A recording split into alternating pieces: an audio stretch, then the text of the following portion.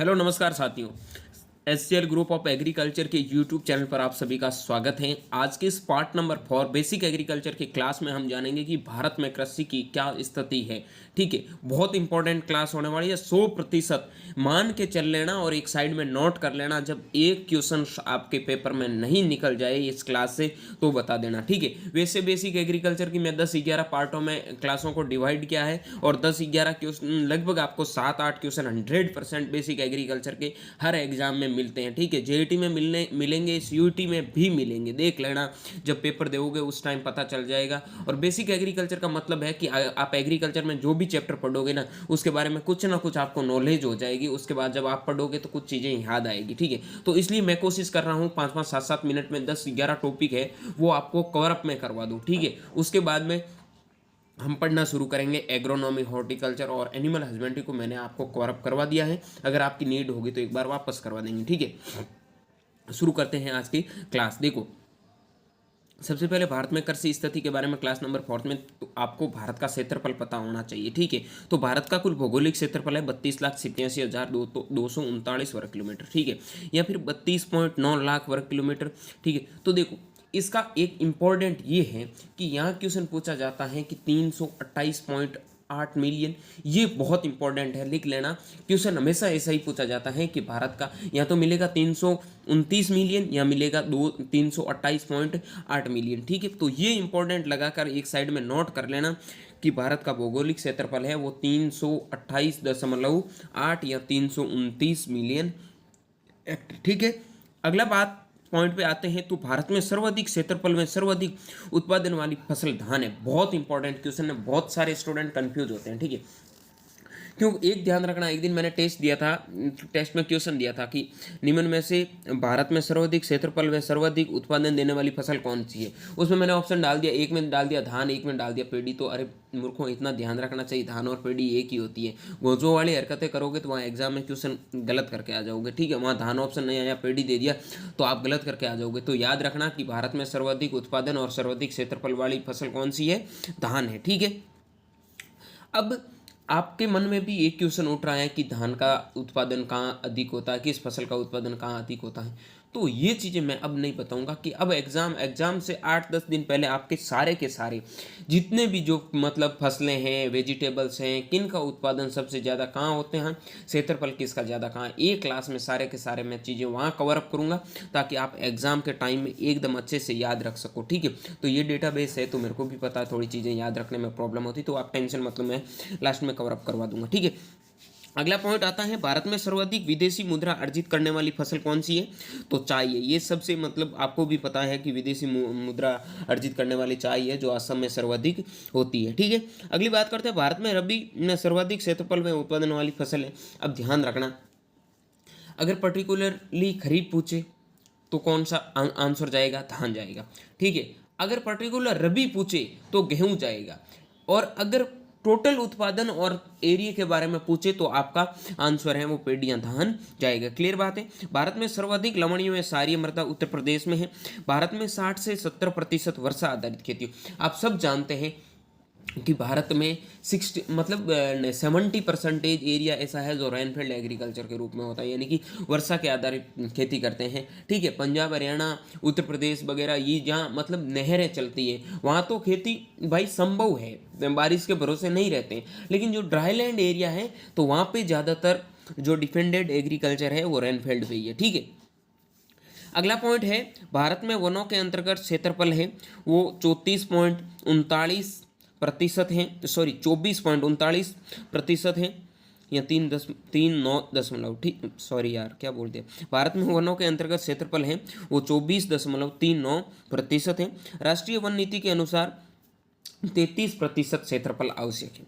अब देखो भारत का भाई जो मतलब वनों के अंतर्गत क्षेत्रफल है वो आता है 24%। ठीक है, और होना कितना चाहिए, 33% होना चाहिए। ठीक है, उसके बाद में वनों का क्षेत्रफल है वो 21.52% है। टोटल क्षेत्रफल का 21.52% ठीक है। भारत का 42% क्षेत्रफल है वो पर्वतों के पहाड़ों के अंतर्गत, मतलब बहुत सारे आपने पहाड़ देखे, बहुत सारे ऐसे एरिया हैं जो हिली एरिया होते हैं, ठीक है। तो 42% ऐसा एरिया है जो पर्वतों के अंतर्गत भारत में आता है। क्लियर है। अगला बात करते हैं भारत का पहला उद्यानिकी, बहुत इंपॉर्टेंट JET 2019 का क्वेश्चन है। YES Parmar horticulture and forestry university Solan Himachal Pradesh में भारत का पहला उद्यानिकी विश्वविद्यालय माना जाता है। बहुत इंपॉर्टेंट क्वेश्चन, उस टाइम उसका नाम पूछा था YES परमार, ठीक है, उद्यानिकी एवं फॉरेस्ट्री विश्वविद्यालय जो सोलन हिमाचल प्रदेश में स्थित है, और भारत का पहला उद्यानिकी विश्वविद्यालय। अगर राजस्थान में पूछे तो राजस्थान का पहला उद्यानिकी महाविद्यालय कौन सा है, तो झालावाड़, ठीक है, झालावाड़ कृषि महाविद्यालय झालरापाटन झालावाड़ में, ठीक है। अगला बात करते हैं हम, भारत का पहला कृषि विश्वविद्यालय GBPUT उत्तराखंड में। सबको पता है कि GBPUT की स्थापना है 1960 में हुई थी। उसके बाद में PAU पंजाब एग्रीकल्चरल यूनिवर्सिटी बना था। लेकिन एक याद रखना, मैंने एग्रीकल्चर की हिस्ट्री में 5 चीज़ें बताई, 6 कॉलेज के नाम बताए थे जो 1901 से 1905 के बीच में स्थापित किए गए थे भारत में, ठीक है। जैसे मैं एग्जाम्पल की बात में करूँ तो लायलपुर की कॉलेज है, नागपुर की कॉलेज है, तो ये कॉलेज हैं वो आपके 1905 में स्थापित हो गई कॉलेज है। लेकिन विश्वविद्यालय की अगर बात करें तो GBPUT की भारत का पहला कृषि विश्वविद्यालय GBPUT, लेकिन भारत का पहला उद्यानिकी विश्वविद्यालय के बारे में बात करें तो YES Parmar horticulture and forestry university Solan Himachal Pradesh, ठीक है। भारत में प्रति हेक्टर उर्वरक की खपत, बहुत इंपॉर्टेंट क्वेश्चन है। भारत में प्रति हेक्टर उर्वरकों की खपत है 141.30 kg प्रति हेक्टर है, ठीक है। भारत में सर्वाधिक सिंचित क्षेत्रफल पंजाब है। अब सबको पता है कि पंजाब का 98% एरिया है वो मतलब इरीगेट है, यानी कि सिंचाई होती है 98% एरिया पे, ठीक है। अगली बात करते हैं, भारत में रिपोर्टिंग एरिया 306 मिलियन हेक्टर है, ठीक है, याद रख लेना, इतना नहीं, इसमें से ऐसा नहीं पूछता है। भारत में कुल फसल में उगाया जाने वाला क्षेत्रफल 198 मिलियन हेक्टर है। भारत में 54.6 जनसंख्या खेती पर निर्भर है।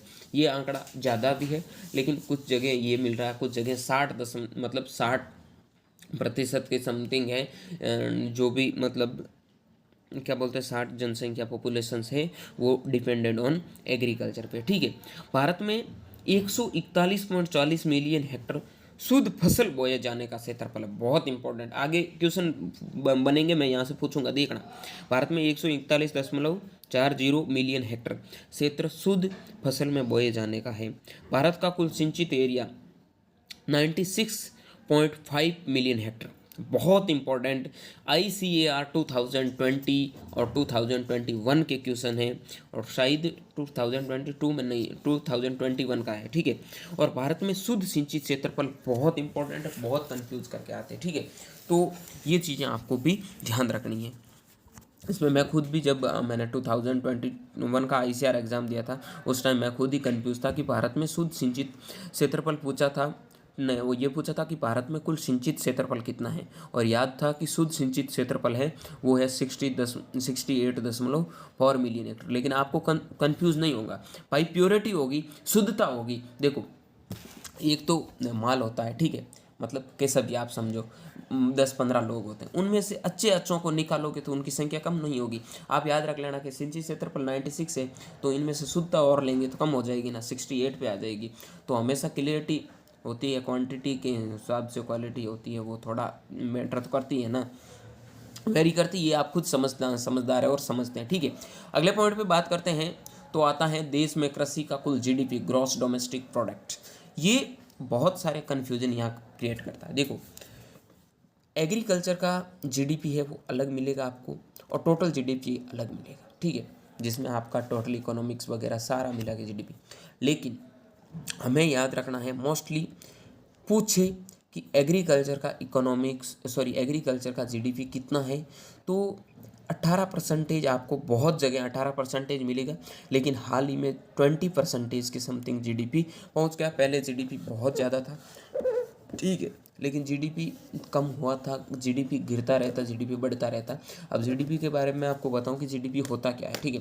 ग्रॉस मतलब सकल घरेलू उत्पाद के हिंदी में इसका फुल फॉर्म पूछे तो सकल घरेलू उत्पाद होता है कि कितना भाई प्रोडक्ट मतलब हम कितना माल उत्पादन कर रहे हैं, कितना हमें लाभ हो रहा, हानि हो रहा, सारी चीज़ों में हमारे इकोनॉमिक्स पे क्या प्रभाव पड़ता है, इकोनॉमिक्स कितनी बढ़ रही घट रही, सारा एक ग्राफ बनता है। उनको मिलाकर फिर जीडीपी परसेंटेज निकाला जाता है।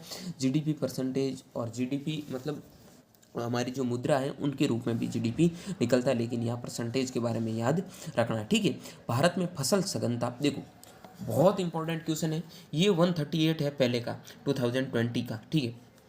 उसके बाद में अब की बात करें तो 145 के समथिंग पहुंच गया। लेकिन ऐसा आपको पूछेगा नहीं कि भारत की मतलब फसल सघनता, ये क्वेश्चन पूछा गया क्वेश्चन है कहीं ना कहीं, मेरे को याद आ रहा है, पता नहीं अब पूछा कौन से एग्जाम है, लेकिन आपको याद रखना कि आपके एग्जाम में ये क्वेश्चन पूछ सकता है, ठीक है।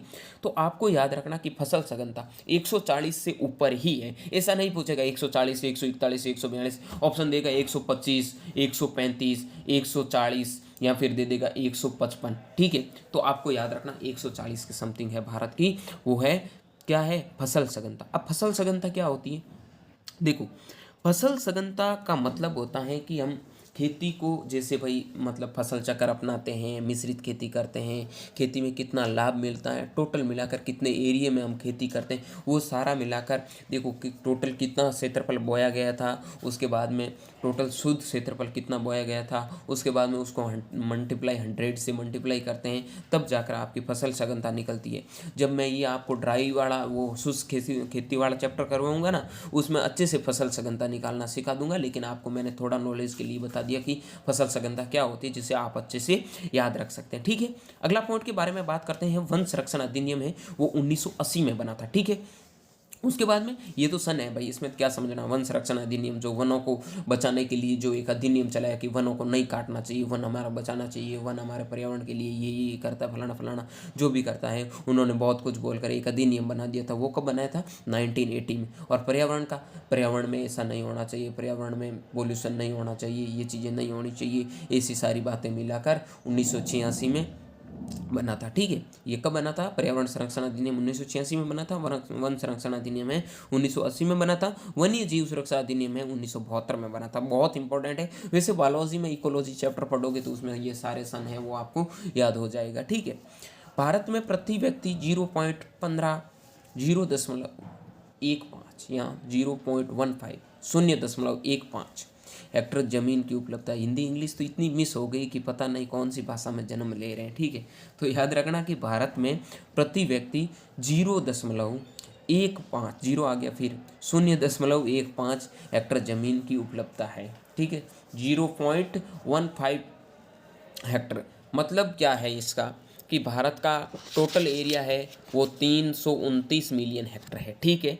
उनमें से अब भारत की टोटल पॉपुलेशन कितनी है, अब तो पॉपुलेशन के मामले में देखो कुछ करे या ना करे, लेकिन इंडिया को इस बात का हमेशा प्राउड है कि इंडिया ने ये पॉपुलेशन वाला काम किया है ना, वो दुनिया में इतना जल्दी कोई देश नहीं कर सकता। चाइना को और सबको पीछे छोड़ दिया था। तभी तो मतलब क्या होता है कि जितने भी साइंटिस्ट होते हैं ना बाहर के होते हैं, और सबके माइंड में एक ही होता है कि भारत वाले साइंटिस्ट क्यों नहीं, भारत ने ऐसा काम किया ही नहीं। जब 1947 में भारत को आज़ादी मिली तो बंदों का एक ही टारगेट था, बस जनसंख्या को बढ़ाना, दिन दोगुनी और रात चौगुनी करके आज भारत पॉपुलेशन में मतलब इतनी बढ़ोतरी कर चुका है कि चाइना को भी पीछे छोड़ गया। और वर्तमान टाइम में भारत की जो पॉपुलेशन है वो 140 करोड़ पहुंच गई है। तो 140 करोड़ जनसंख्या पहुंच गई है, तो इतनी आप निकालना, आप सोचना एक रफ कॉपी में निकालना कि भारत का प्रति हेक्टर मतलब प्रति व्यक्ति कितनी ज़मीन मिलती। बहुत है यार 0.15, ठीक है, बहुत होती है।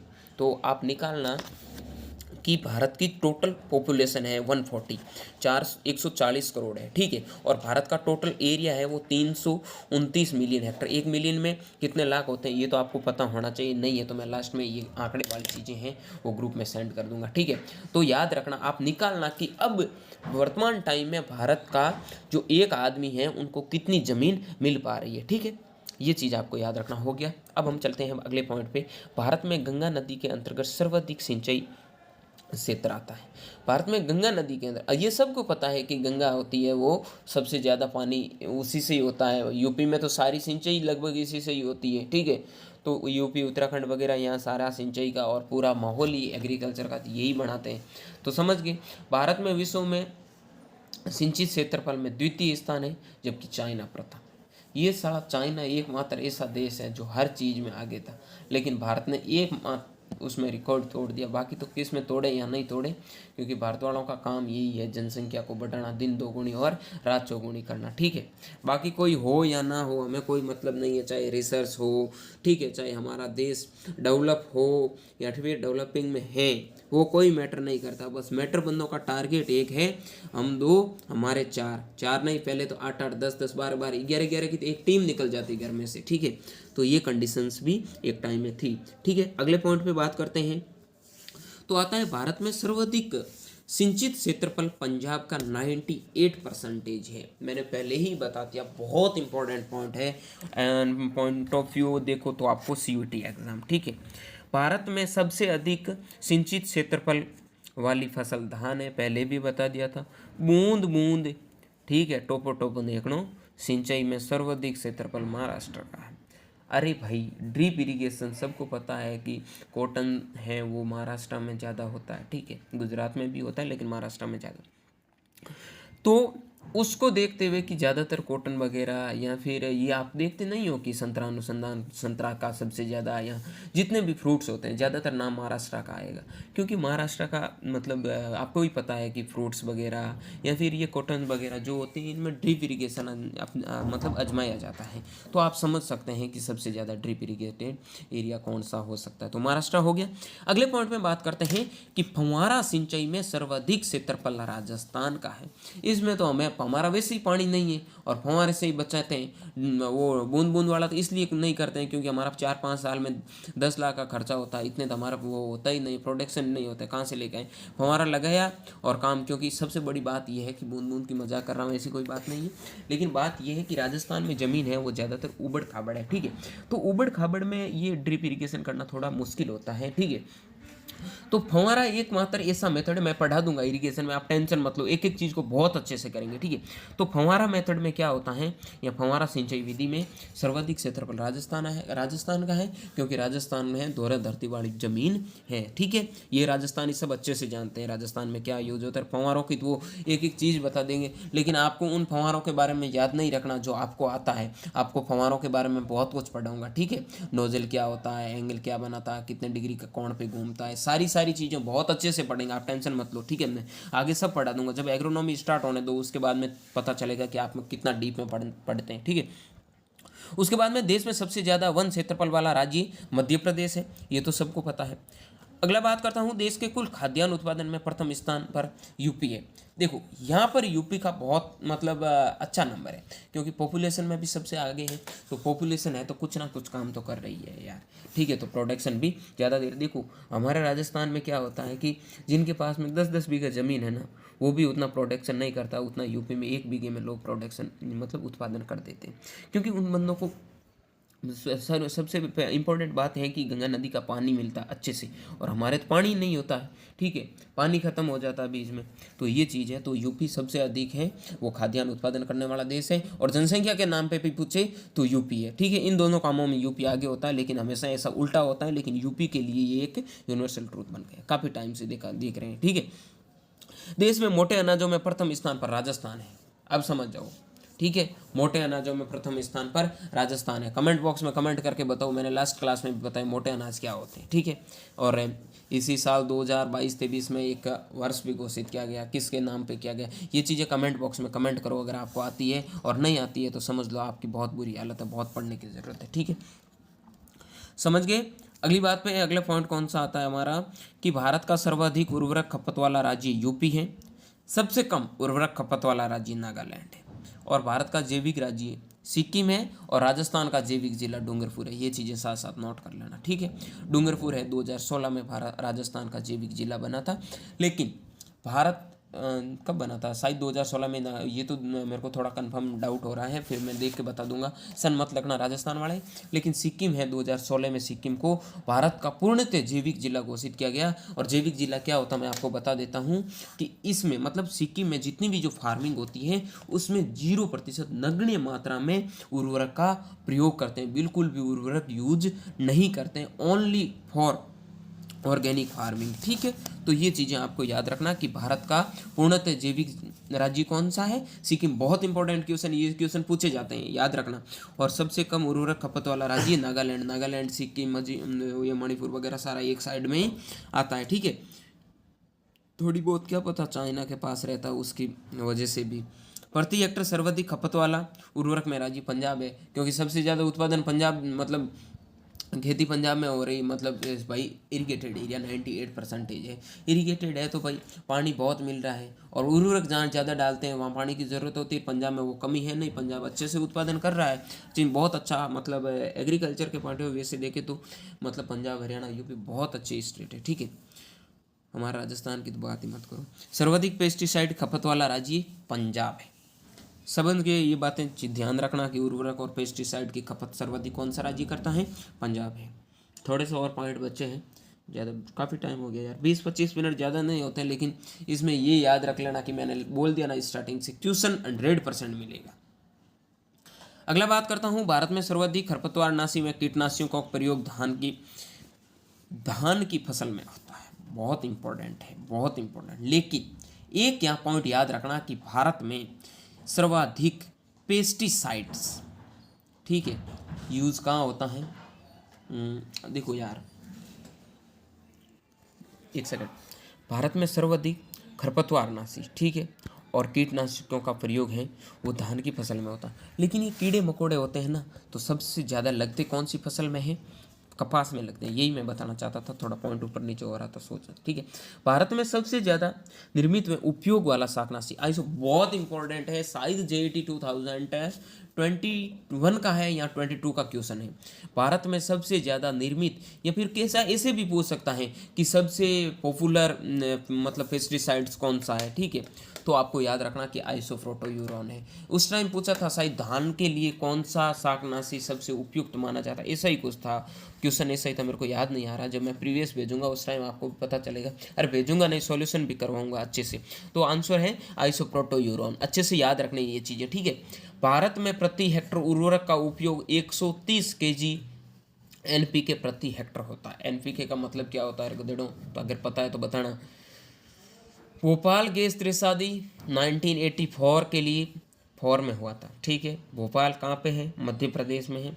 भोपाल गैस त्रैसादी मिथाइल आइसोसाइनाइट गैस जिम्मेदार है, बहुत इंपॉर्टेंट है। उस टाइम बहुत बड़ा बड़ा कांड हुआ था। ठीक है, कभी पढ़ना भोपाल गैस त्रैसादी, मज़ा आएगा पढ़ने के बारे में, ये क्या चीज़ थी क्या था। ठीक है, मैं यहाँ एक्सप्लेन इतना ज़्यादा नहीं करूँगा क्योंकि हमारे पास इतना टाइम नहीं है और ना ही इतना हमें पूछता है। ठीक है, ये जब आप इकोलॉजी में जाओगे उसमें इन्वायरमेंट में तो पढ़ोगे अच्छे से।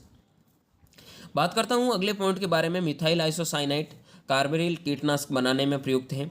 भारत का प्रथम KVK कृषि विज्ञान केंद्र पौंडुचेरी में, Tamil Nadu Coimbatore TANU Tamil Nadu agricultural university, समझ रहे हो ना, उसके अंतर्गत आता है पौंडुचेरी। पौंडुचेरी क्या है, केंद्र शासित प्रदेश है, सब जानते हैं। भारत का प्रथम KVK है, वो कब बना था, सॉरी पौंडुचेरी में है। ठीक है, और इसकी स्थापना क्या नाम है यार, उसका नाम याद नहीं आ रहा, मेहता करके कुछ है, मदन मोहन मेहता करके कुछ है, ऐसा ही शायद। ठीक है, तो उसने की थी 1974 में। ठीक है, तो ये चीज़ आपको याद रखनी है। ठीक है, और भारत में कुल KVK कृषि विज्ञान केंद्र अभी तक 740 प्लस हो गए। मैंने यहाँ 743 2021 का है ये डाटा, और आपको याद रखना 740 प्लस आपके KVK हो गए। ऐसे ऑप्शन कभी नहीं देते 40, 41, 42, 43, तो आपको एक एरिया पता होना चाहिए क्योंकि उनको भी पता है थोड़ा बहुत डेटा वेरी करता है। ठीक है, अभी हाल ही में कौन से प्रमुख कीटनाशक पर प्रतिबंध लगा, ये हाल ही में तो नहीं कह सकते, 2013 में लगा, काफ़ी टाइम हो गया, 10-12 साल हो गए, लेकिन वो था एंडोसल्फान। जिसे एंडोसल्फान कह दो आप। तो एंडोसल्फान क्या होता था, वो इन्वायरमेंट को बहुत ज़्यादा नुकसान पहुंचाता था। आपको पता है कि ऐसे बहुत सारे खरपतवारनाशी थे या फिर ये पेस्टिसाइड्स वगैरह थे, हर्बिसाइड्स, पेस्टिसाइड्स, ठीक है। शाकनाशी को हर्बिसाइड्स कहते हैं, कीटनाशकों को पेस्टिसाइड्स कहते हैं, ठीक है। तो ये चीज़ें आपको ध्यान में रखनी है। अब ये था आपका हो गया बेसिक एग्रीकल्चर एकदम क्लियर।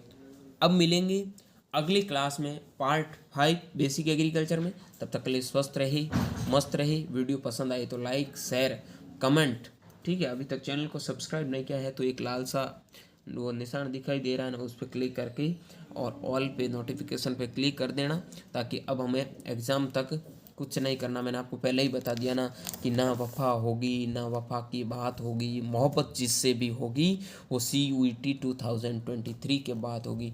तो समझ जाना, अच्छे से पढ़ना, ठीक है। मिलेंगे किसी नए वीडियो में, तब तक के लिए thank you very much, bye bye.